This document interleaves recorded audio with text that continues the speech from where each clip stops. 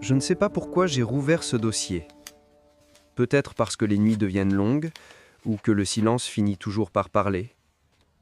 Ce soir, en classant de vieux cartons, je suis retombé sur un dossier jauni.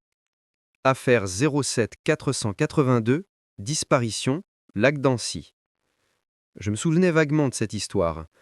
Un jeune moniteur de natation, Adrien Morel, disparu sans laisser de traces un matin de juin 2017. À l'époque, j'étais encore en service à la brigade d'Annecy. J'avais classé ça comme un accident de baignade, un banal noyé. Mais en relisant les rapports, je sens qu'il y a quelque chose qui cloche. Tout commence le 18 juin vers 6 heures du matin. Un pêcheur, un certain Maurice Delatour, avait signalé avoir aperçu des bulles étranges au milieu du lac. Des bulles, puis un éclair de lumière, juste sous la surface. Il pensait d'abord à une torche de plongée, mais la lumière avait une teinte verdâtre, presque organique, disait-il. Je me souviens encore de sa voix quand il nous avait raconté ça. Je vous jure que j'ai vu une fenêtre là-dessous, mon adjudant. Une fenêtre allumée. Une phrase que j'avais notée à la main dans mon carnet, entourée de points d'interrogation. À l'époque, j'avais mis ça sur le compte d'une mauvaise nuit ou de l'alcool. Mais quand on a repêché la combinaison d'Adrien, tout a changé. Elle a été retrouvée à plus de 30 mètres de profondeur, déchirée sur le côté. Aucune trace de morsure, aucune blessure compatible avec une hélice. Juste une déchirure nette, comme si quelque chose l'avait agrippée. Le corps, lui, n'a jamais été retrouvé. Pas même un fragment. Et pourtant, le lac d'Annecy n'est pas si vaste qu'on le croit. Mais au fond, il cache des gouffres, des poches d'eau plus denses, plus froides, où la lumière ne pénètre jamais. J'ai rouvert ce dossier parce qu'il y a 3 semaines, quelqu'un d'autre a disparu. Même endroit, même heure. Un certain Thomas Reynaud, 19 ans, plongeur amateur. Et ce matin, j'ai reçu un mail anonyme. Pas d'adresse identifiable, pas de signature. Juste une phrase. Vous avez cherché au fond, mais ce n'est pas là qu'il faut regarder. Depuis, je n'arrive plus à dormir. Je suis retourné au lac hier, après toutes ces années. Les touristes étaient déjà partis. L'eau était calme, d'une clarté presque irréelle. Et sur le rivage, j'ai retrouvé le vieil homme. Celui qui, à l'époque, parlait toujours du monstre du lac. Il s'appelle Henri Favre, ancien garde-pêche. Il vit seul, dans une cabane en bois, à une centaine de mètres de la rive. Je lui ai demandé s'il se souvenait d'Adrien Morel. Il m'a répondu sans me regarder. Le garçon qui a voulu toucher le fond, il l'a vu, lui aussi.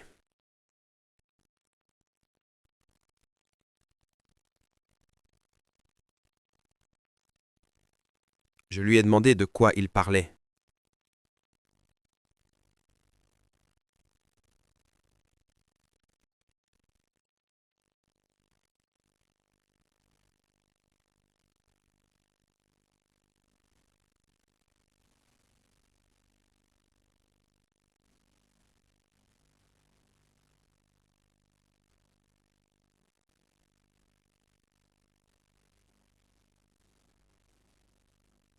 À partir de là, j'ai commencé à tout revoir.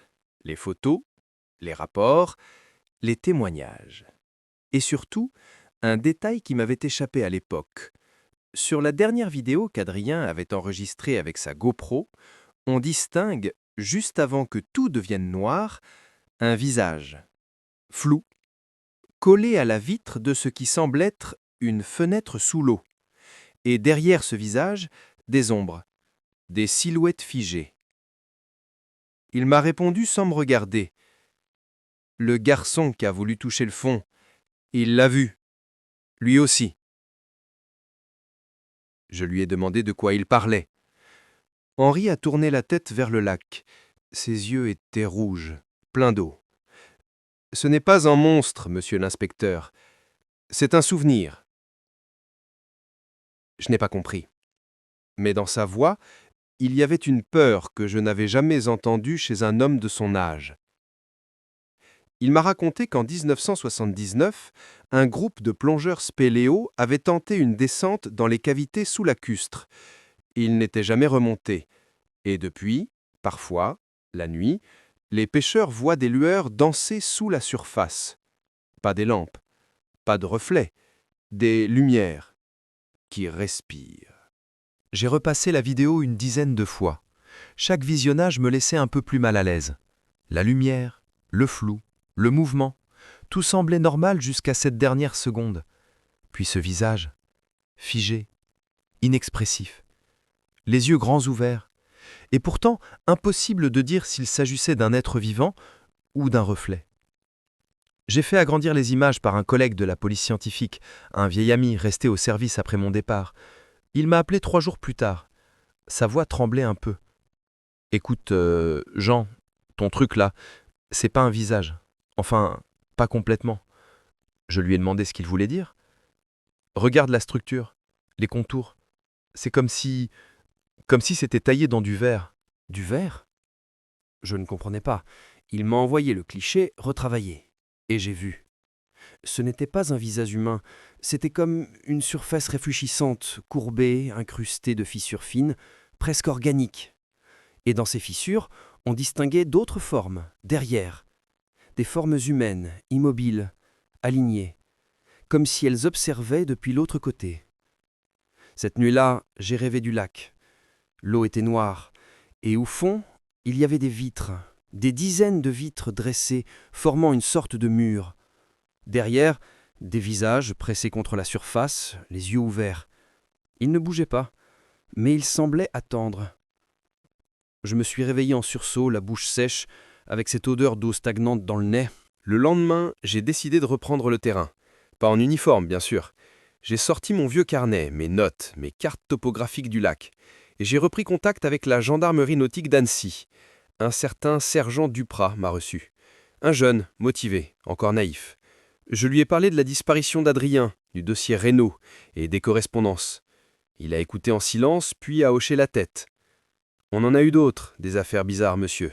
Mais on n'en parle pas. L'office du tourisme n'aime pas ça. Je lui ai demandé combien. Il a hésité. Puis il a sorti une chemise bleue d'un tiroir. À l'intérieur, 6 dossiers. 6 disparitions entre 2004 et 2023. Toutes autour du secteur nord du lac, près de Tailloirs. Toutes à l'aube. Et toutes avec le même point commun. Les plongeurs disaient avant de disparaître qu'ils avaient vu quelque chose bouger sous la roche. Duprat a soufflé, nerveux. « Vous savez, mon grand-père disait que le lac, c'est un œil, et qu'un jour, il s'ouvrira vraiment. » J'ai pris la route vers Tailloirs dans l'après-midi. Le ciel était couvert. Le vent glissait sur l'eau, presque sans bruit. En arrivant au bord, j'ai trouvé une maison abandonnée, juste au-dessus de la rive. Une maison de pierre, rongée par le temps. Les habitants du coin disaient qu'elle appartenait à une famille de plongeurs disparus dans les années 80. La porte n'était pas verrouillée. À l'intérieur, tout était recouvert de poussière. Sur un mur, une photo encadrée. Un couple et un adolescent, souriant, en combinaison de plongée, devant le lac. Sous la photo, un mot gravé au couteau. Ce qu'on a vu ne doit pas remonter. J'ai filmé, pris des notes, et en repartant, j'ai remarqué un objet posé dans un coin de la pièce. Une lampe de plongée, ancienne, couverte de rouille. Mais à l'intérieur du verre, il y avait encore de la lumière. Une faible lueur verte. Ce soir-là, en rentrant chez moi, j'ai reçu un appel anonyme. Une voix d'homme, grave, lente, à peine audible. « Vous n'auriez pas dû rallumer la lampe !» Puis le silence. Juste avant que la ligne se coupe, j'ai cru entendre un bruit comme des bulles ou un souffle sous l'eau. Depuis, j'ai l'impression d'être suivi. Rien de concret, juste cette sensation qu'on m'observe. Même dans mon appartement, j'entends parfois un clapotis alors que toutes les fenêtres sont fermées. Et quand je ferme les yeux, je vois encore cette lueur verte au fond du lac qui m'appelle. J'ai toujours dit qu'un bon enquêteur ne croit pas aux histoires. Il croit aux preuves, aux faits. Mais depuis quelques semaines, les faits eux-mêmes semblent se moquer de moi. Je ne dors plus. Chaque nuit, le même rêve. L'eau, les visages derrière la vitre, et cette voix lointaine qui chuchote « Descends ». Je me suis résolu à faire ce que tout policier honnête devrait éviter, m'impliquer personnellement. J'ai contacté Duprat, le jeune sergent. Je lui ai dit que je voulais plonger. Il m'a regardé comme si j'étais fou, mais je crois qu'il a compris que ce n'était pas une demande, c'était une nécessité. Nous avons préparé la descente un samedi matin. L'aube. La brume s'accrochait à la surface du lac comme une nappe de verre liquide. Le silence était absolu. Pas un oiseau, pas un moteur. Juste ce calme surnaturel, presque religieux. J'avais remis une vieille combinaison, lourde, épaisse. Et la lampe, celle que j'avais trouvée dans la maison abandonnée. Elle brillait toujours, d'une lumière verte et douce. Je n'avais pas eu le courage de l'acheter. Duprat m'a regardé, inquiet. « Vous êtes sûr de ça ? On n'a pas d'équipe de soutien, pas de sonar, rien. » J'ai simplement répondu « Je veux juste comprendre. » Je me suis mis à l'eau. La température a été un choc brutal, un froid qui serre les os, qui arrache la respiration. Mais très vite, mes mouvements sont devenus automatiques. La descente a commencé. À 10 mètres, la lumière du jour disparaissait déjà. À 20, tout n'était plus que bleu foncé. À 30, le monde s'éteignait. J'ai allumé la lampe verte. Une brume épaisse s'est formée autour de moi. Et soudain, la vase du fond est apparue. Infinie, mouvante. Je me suis arrêté là, cherchant un repère, une roche, une trace de structure. Mais quelque chose bougeait. Sous moi. J'ai braqué la lampe. Une forme massive, comme une paroi lisse recouverte d'algues. Et là, incrustée dans la roche, une fenêtre.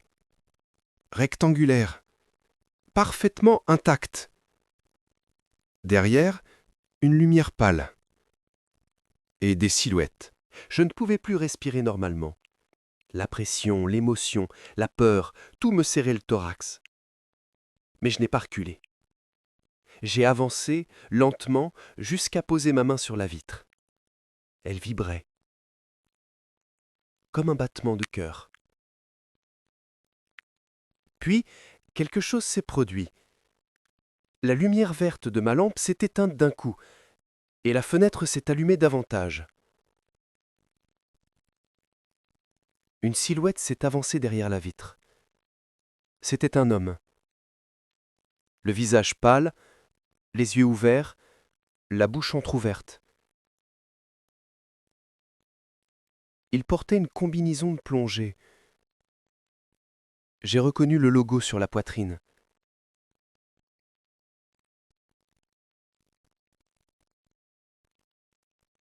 Adrien Morel. Il m'a regardé droit dans les yeux, et sa main s'est posée contre la vitre, en face de la mienne.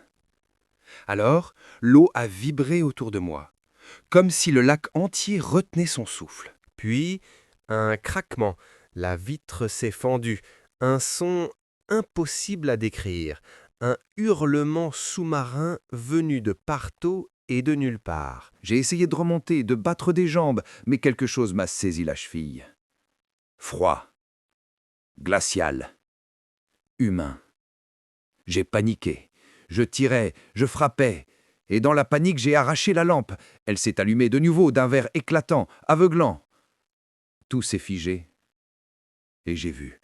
Sous moi, à perte de vue, des dizaines, des centaines de silhouettes, suspendues dans l'eau, immobiles, leurs yeux ouverts, leurs mains tendues vers la surface. Quand j'ai repris conscience, j'étais sur le rivage, allongé. Le masque brisé, les mains couvertes de boue. Duprat était là, livide. Il m'a dit qu'il m'avait vu remonter, seul, inconscient, et que quelque chose m'avait suivi jusqu'à la surface. Une ombre, qui s'était dissipé dès qu'il avait crié mon nom. J'ai tenté d'arrêter, vraiment, de ranger les preuves, de brûler les notes, d'oublier ce lac et tout ce qu'il m'a pris. Mais certaines choses ne s'effacent pas. Depuis ma sortie de l'hôpital, j'ai essayé de reprendre une vie normale. Une retraite tranquille, des promenades au bord du canal, un café chaque matin au même bistrot, le pont des Amours. Les gens me saluaient, certains me demandaient si l'affaire du lac était enfin close. Je souriais, sans répondre, parce que je ne savais plus si elle l'était vraiment. Mais tout a recommencé il y a 3 semaines. Un appel de Duprat, à 2 heures du matin. Sa voix était brisée, pleine de panique. « Monsieur, il faut que vous venez. Maintenant. » Il était au poste nautique. Quand je suis arrivé, il tremblait. Sur son bureau, un écran. Une caméra de surveillance du lac, côté Talloire. L'image était floue, pleine de brouillard. Mais on distinguait une lueur, verte, qui montait lentement vers la surface. Puis, un visage est apparu, juste sous l'eau, fixe. Celui d'un homme. J'ai su tout de suite. C'était moi. Duprat a coupé l'écran, incapable de parler.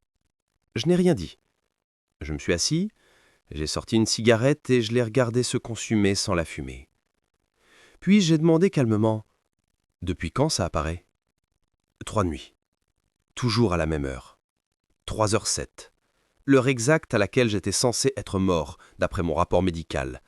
Le moment où mon cœur s'est arrêté sous l'eau. Je suis resté un long moment silencieux. Puis j'ai dit « Je veux y retourner ». Duprat m'a supplié de ne pas le faire, mais il a fini par céder. Je crois qu'il avait besoin de réponse lui aussi. Le lendemain, nous avons pris une barque et rejoint le centre du lac, là où ma combinaison avait été repêchée des mois plus tôt. L'eau était immobile, d'un noir presque parfait. Pas un souffle de vent, pas un son. Même les montagnes semblaient s'être tues. Je n'avais pas prévu de plonger cette fois, je voulais juste observer. Mais quelque chose m'a attiré. Sous la surface, la même lumière verte. Et juste au moment où je la distinguais, le moteur du bateau s'est arrêté. Net. Le silence. Et puis, ce bruit. Un bruit de respiration. Sous nous. J'ai pris la lampe, celle qui avait survécu à ma première descente. Elle ne s'était jamais éteinte depuis. Et quand je l'ai allumée, la lumière n'était plus verte. Elle était bleue. Froide. Hypnotique. La surface s'est mise à onduler. Et du fond, lentement, quelque chose est remonté. D'abord une bulle géante, puis une forme métallique, un objet que je ne reconnaissais pas. On aurait dit une porte, ou un panneau recouvert de verre fissuré. Duprat s'est levé brusquement. C'est quoi ce truc ? Je ne me souviens plus très bien de ce qu'il s'est passé ensuite. Le lac s'est mis à bouillir, à vibrer, comme s'il vivait. Une odeur de sel, de métal, de mort. Des bulles éclataient tout autour. Et puis, le noir. Quand j'ai rouvert les yeux, j'étais seul, sur la rive. Le bateau avait disparu. Et Duprat aussi. Il n'y a eu aucun rapport officiel, aucune mention dans les journaux, juste une ligne dans les registres, incident nautique non élucidé. Mais depuis, chaque nuit, à 3h07, j'entends frapper à ma fenêtre. 3 coups. Toujours les mêmes. Et quand je regarde, il n'y a rien, juste mon reflet. Mais parfois, mon reflet me sourit. Je crois que le lac ne tue pas. Il garde, il retient, il attend. Et moi, je sens qu'il me réclame à nouveau. Chaque jour, je m'en rapproche un peu plus. Parce que là-bas, au fond, il y a quelque chose que je n'ai pas compris. Quelque chose qui m'appelle par mon nom. Je n'aurais jamais dû revenir ici. Mais quand on a vu ce que j'ai vu, on ne vit plus vraiment. On flotte. Entre 2 mondes. Depuis la disparition de Dupraz, je n'ai plus parlé à personne. Je me suis enfermé dans ma maison, au-dessus de Sévrier, avec vue sur le lac. De jour, il paraît paisible, presque innocent. Mais la nuit, la surface devient un miroir vivant. Et chaque fois que je regarde dedans, je sens qu'il m'observe. Les médecins disent que c'est un traumatisme, que mon esprit cherche à donner un sens à la mort de mon collègue. Mais ils ne comprennent pas. Ils n'ont pas entendu la voix. La première fois, c'était une nuit sans vent. La pluie tombait doucement. Et dans ce silence, j'ai entendu mon prénom. Un murmure, venu du dehors. Éric. J'ai cru à une hallucination, mais le son revenait, précis, doux, comme une caresse. Reviens. J'ai pris ma lampe, celle au faisceau bleu, et je suis sorti. Le lac brillait d'une lueur étrange, plus claire qu'à l'habitude, comme s'il respirait. À la surface, un cercle de lumière, exactement à l'endroit où j'avais perdu connaissance la dernière fois. J'ai marché jusqu'au bord, pieds nus, sur la pierre froide. Et j'ai senti la chaleur, pas celle de l'eau, non, celle d'une présence. Quelque chose m'attendait. J'ai mis le pied dans l'eau, puis l'autre. Et à chaque pas, je l'entendais mieux, cette voix. La mienne, mais déformée, étouffée, comme si elle venait d'en dessous. Tu as laissé la porte ouverte, Éric. J'ai levé les yeux. Et là, sur la surface, mon reflet me regardait. Mais il bougeait avant moi. Il me tendait la main, me souriait. Ses lèvres formaient des mots que je n'ai compris qu'après. Tu ne peux pas partir sans refermer. Puis, tout s'est mis à trembler. Une onde, une vibration sous l'eau. Et je l'ai vue. La porte. Celle qui s'était ouverte la nuit où Duprat avait disparu. Elle se trouvait là, juste sous la surface, comme un œil immense de verre. Je me suis approché, et j'ai compris. Ce n'était pas une porte, c'était une fenêtre. Une ouverture vers un autre lac, un lac sous le lac. De l'autre côté, tout semblait identique.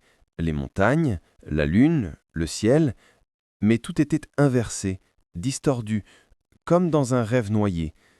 Et au centre, une silhouette m'observait. Lui. Moi. Un autre moi, plus jeune, plus calme, vêtu de ma combinaison.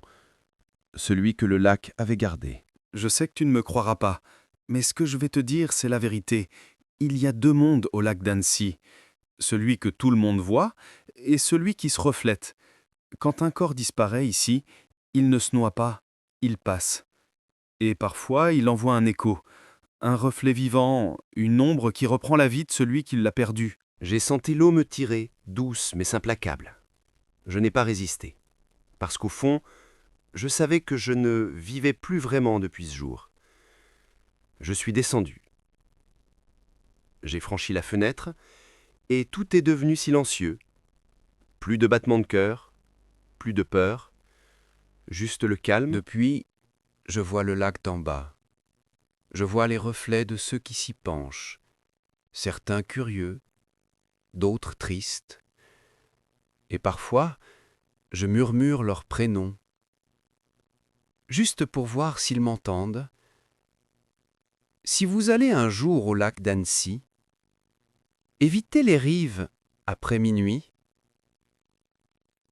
Regardez bien la surface avant de vous y mirer, et si votre reflet vous sourit avant vous, reculez. Parce qu'à ce moment-là, ce ne sera plus votre reflet. Ce sera moi. Et le lac vous aura déjà choisi.